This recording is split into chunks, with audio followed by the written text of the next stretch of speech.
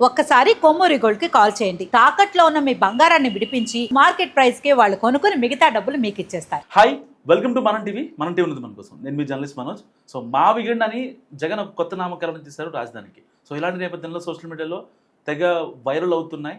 So Janasena నేత Kiran royal చేసినటువంటి comments.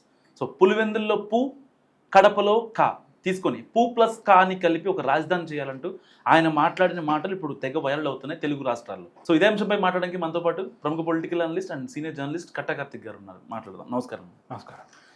పులివెందుల్లో పు, కడపలో కా ఈ రెండు కలిపి రాజధాని చేయాలని ఈయన రీకౌంటర్ ఇచ్చే ప్రయత్నం చేశారు. దీన్ని ప్రజలు తప్పుగా అర్థం చేసుకోవాలంటారా? పులివెందులని కడపని కలిపి ఒక రాజధాని నిర్మిస్తే ఎలా ఉంటుంది అనేటువంటి ఒక ప్రపోజల్ కిరణ్ రాయల్ గారి నుంచి వచ్చి ఉండొచ్చు కాక.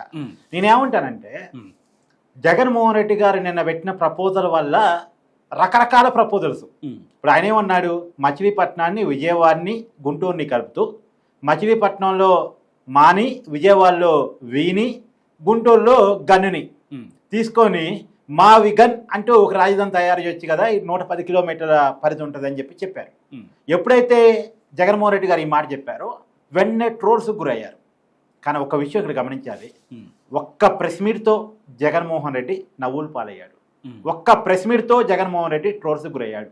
ఒక్క ప్రెస్ మీట్తో జగన్మోహన్ రెడ్డి వైసీపీ కార్యకర్తల ఆశలు అడియాసలు చేశాడు. కానీ ఒక్క ప్రెస్ మీట్తో వైఎస్ జగన్మోహన్ రెడ్డి వైసీపీ నాయకుల రాజకీయ భవిష్యత్తును ప్రమాదంలో పెట్టాడు. కానీ వాళ్ళు మావిగండ్ అనే కొత్త పదాన్ని, అసలు నిర్వచనం లేని పదాన్ని మేము మనుగడలోకి తెచ్చాము, దానికి అర్థం కూడా చెప్తూ అంటూ వాళ్ళు గొప్పలు చెప్పుకుంటున్న పరిస్థితి. ఎవరు చెప్తున్నారు? ఇవాళ సాక్షి ఛానల్ చూడు, జగన్మోహన్ రెడ్డి గారి ప్రెస్ మీట్ కింద కామెంట్స్ చూడు, నీకు అర్థమైపోయింది. ఇప్పుడు కేవలం ఆ పాయింట్ కట్ చేసి సపరేట్ వీడియో పెట్టారు సాక్షి ఛానల్లో. దాని కింద ఒకసారి కామెంట్స్ చూడు. ఏపీ గ్రోత్ సెంటర్ లేదా గ్రోత్ కారిడార్ మావిగన్ అంటూ పెట్టారు. దాని కింద ఒక్కసారి కామెంట్స్ చూడు.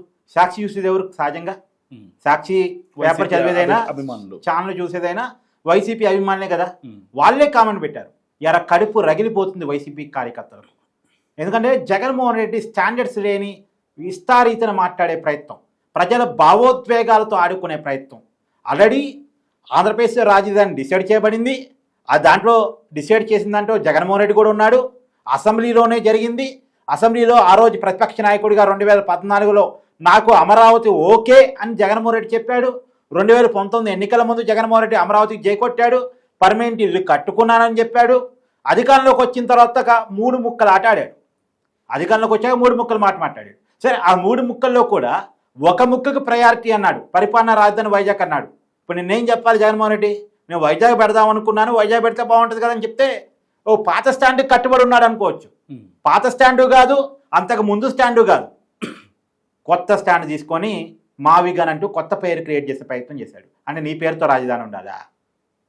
నీ పేరుతో రాజధాని, నీ పేరు మీద ఫ్యాంటసీ ఉంటే, నీ పేరు మీద నీకు ఇష్టం ఉంటే, నీ నీ ఇంట్లో నీ కంపెనీకి నీ పేరు పెట్టుకో. నువ్వు పెట్టే పెట్టుబడి పెట్టే నీ సంస్థలకి నీ పేరు పెట్టుకో, ఇబ్బంది లేదు. కానీ రాష్ట్ర రాజధానికి నీ పేరు పెట్టేది ఏంది? ఎవరు నువ్వు? అసలు నువ్వు ప్రతిపక్ష హోదా కూడా లేని వ్యక్తివి నువ్వు. ఈ పరిస్థితి వల్ల నీకు పరిస్థితి దాపరించింది. సో ఈ నేపథ్యంలో కిరణ్ రాయల్ పులివెందుల కడప పు ప్లస్ కానీ ఇటు వైసీపీ నేతలు ఎలా డిఫెండ్ చేసుకునే అవకాశం ఉంటారు? అంటే ఇక్కడ ఎవరు వాళ్ళే. ఇప్పుడు example east Godavari, west Godavari, EW అని ఎందుకు పెట్టకూడదు? లేదా తెలుగులో తూర్పు గోదావరి, పశ్చిమ గోదావరి, తూపా అని ఎందుకు పెట్టకూడదు? రాజమండ్రి, కాకినాడ ఈ రెండింటిని కలిపి రాకా అని ఎందుకు పెట్టకూడదు? లేదా రాకా అని పెట్టకపోతే రాక్ అని పెట్టేసి ఒక రాజధాని ఎందుకు క్రియేట్ చేయకూడదు? అనకాపల్లిని వైజాగ్ని కలుపుతూ విఆర్ ఎందుకు క్రియేట్ చేయకూడదు? తర్వాత అసలు ఇదంతా వద్దు, జగన్మోహన్ రెడ్డి గారు ఇంకో ప్రపోజల్ కూడా పెడితే బాగుంటుంది. జగ్గేపేటను కూడా కలిపి జగన్ అని పేరు పెట్టి రాజధాని ఎందుకు క్రియేట్ చేయకూడదు?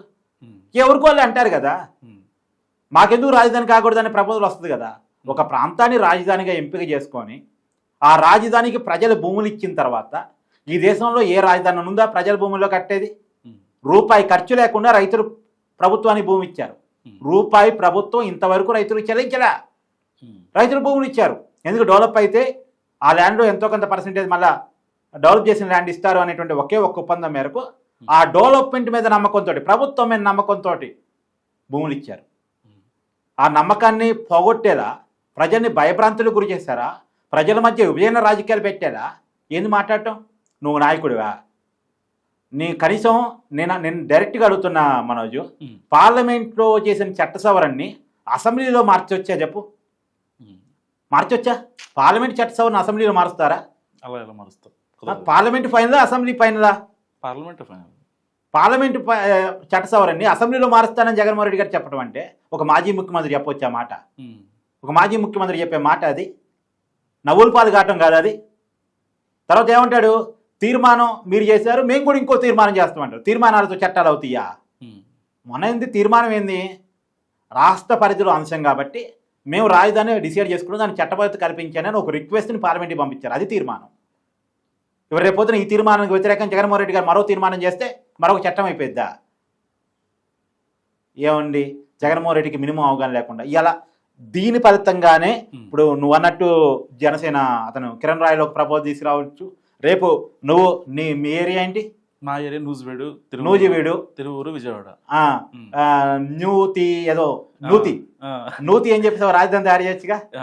అంటే ఇవన్నీ కూడా పనికి మాలిన మాటలు, పనికి రాని మాటలు. జగన్మోహన్ రెడ్డి గారు ఈ వ్యాఖ్యలను వెనక్కి తీసుకుంటే బాగుంటుంది అంటారా? అంటే ఇప్పటికే వైసీపీకి చాలా నెగిటివ్ ఫీడ్బ్యాక్, ఈవెన్ వైసీపీ కార్యకర్తలు కూడా.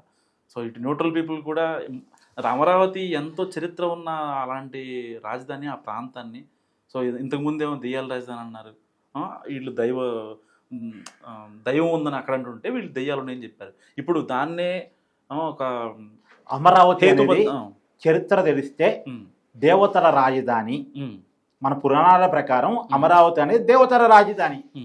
ఆ పేరు రెండోది చక్కనైన తెలుగు పేరు. ఇప్పుడు మావిగాన్ అన్నది ఏ భాష అనుకోవాలి, ఏ పదం అనుకోవాలి? అది అదే బాహుబలిలో కాలకే మాట్లాడే భాషలాగా మావిగాన్. అంటే నేనేమన్నానంటే ఇదా బాధ్యత లేకుండా ఒక నాయకుడు మాట్లాడకూడదు. ఇప్పుడు నీ ప్రపోజల్ ఏదైనా ఉంది, ఎగ్జాంపుల్ 2014లో పెట్టాలిగా, 2019లో నువ్వు ముఖ్యమంత్రి ఉన్నప్పుడు చేయాలిగా, లేదు కనీసం మొన్న తీర్మానం పెట్టేటప్పుడు కనీసం అసెంబ్లీకి వచ్చి మాట్లాడాలిగా. ఎప్పుడైనా చేసావు నువ్వు? ఇవాళ వచ్చి నువ్వు మాట్లాడుతున్నావు అంటే పార్లమెంటు చట్టబద్ధత కల్పించేటప్పుడు ఇవాళ లక్ష్మణ్ గారు మాట్లాడారు, బీజేపీ రాజ్యసభ సభ్యుడు. జగన్ నవ్వులు పాలవుతున్నాడు ఇలా చేసని. నిజానికి ఇది వైసీపీ కార్యకర్తల్లో కూడా ఇది అవగాహన ఉంది. ఇవాళ చూడు, నేను ఎగ్జాంపుల్ చెప్తానా. వైజాగే రాజధాని నమ్మినటువంటి ఉత్తరాంధ్ర వైసీపీ నాయకులు జగన్మోహన్ రెడ్డి మాటలతోటి విస్తుపోయారు. ఇదేంది, మొన్నటిదాకా వైజాగే అన్నాడు కదా, అధికారంలోకి వచ్చుంటే వైజాగ్లోనే కూర్చుంటా అన్నాడు కదా, ఇప్పుడేంది మాట మార్చాడు?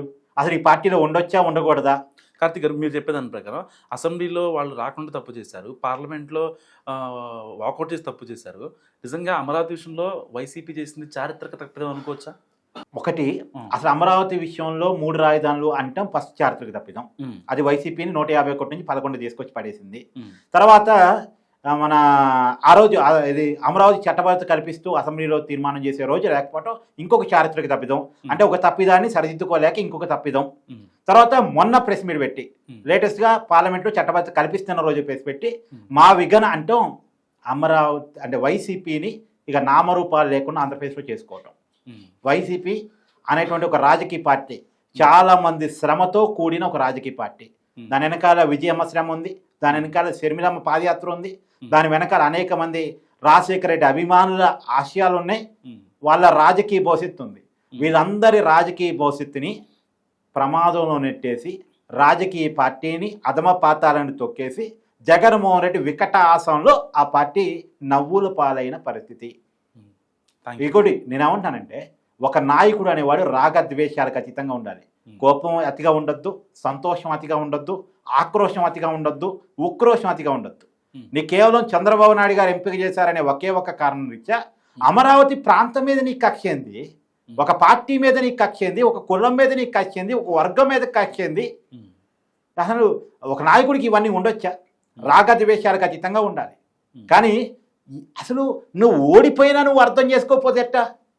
ఇంకా అదే కోపమా, అదే ఆక్రోషమా? రియాలిటీలోకి రావా? అది బయట ఏం జరుగుతుందో తెలుసుకోవా? బయటంతా జనం ఆనందంలో ఉంటే, ఇప్పుడు పండగ పూట శుభమాని పెళ్లి జరుగుతుందబ్బా, పెళ్లి కాడికి పోయి పెళ్లి కూతురు తాళి కడతంటే తాళి కట్టాలని రాజ్యాంగం ఉందని గొడవ చేసామనుకో, నేనేమంటారు? ఏమంటారు? పిచ్చోడు అంటారు, తిక్కలోడు అంటారు, పెళ్లిని ఆపడానికి వచ్చాడంటారు. అంతే కదా. తరంబరాలు పోయాలని రాజ్యాంగంలో ఉందా? 7 అడుగులు నడవాలని రాజ్యాంగంలో ఉందా? అన్ని రాజ్యాంగాలు ఉంటాయా? ఇప్పుడు తమిళనాడు రాజధాని చెన్నై ఎక్కడుంది? రాజ్యాంగంలో ఏమైనా ఉందా? లేదు కదా. కర్ణాటక రాజధాని బెంగళూరు రాజ్యాంగంలో ఉందా? హైదరాబాద్ రాజధాని తెలంగాణ రాజధాని హైదరాబాదు రాజ్యాంగంలో ఉందా?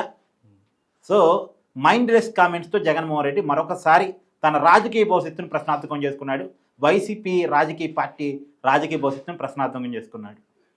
ఫైనల్ ఒక క్వశ్చన్ అడుగుతుంది, మావిగన్ పేరుతో ఏమైనా టైటిల్స్, సినిమా పేర్లు ఇలాంటివి ఏమైనా వచ్చే అవకాశం ఉందంటారా? ఎందుకంటే జగన్మోహన్ రెడ్డి ప్రత్యేకంగా ప్రస్తావించిన టైటిల్ అది. నాకు తెలిసి సినిమాలు ఏమైనా వస్తాయో లేదో నాకు తెలియదు, కానీ కామెడీ షోలు రావచ్చు. మావిగడ జబర్దస్త్లో ఎట్లా నవ్వుకోవడం, ఇలాంటి కామెడీ షోలు ఏమైనా వస్తే రావచ్చు. యా, థ్యాంక్ యూ కార్తిక్ గారు. సో ఇది కార్తిక్ గారు అనాలిసిస్. మీరేమనుకుంటున్నారో మావిగడ్డి గురించి అండ్ పులివెందుల కడప పూ ప్లస్ కా గురించి మస్ట్గా కామెంట్స్ ప్రయత్నించండి. చూస్తున్నాండి మనం టీవీ.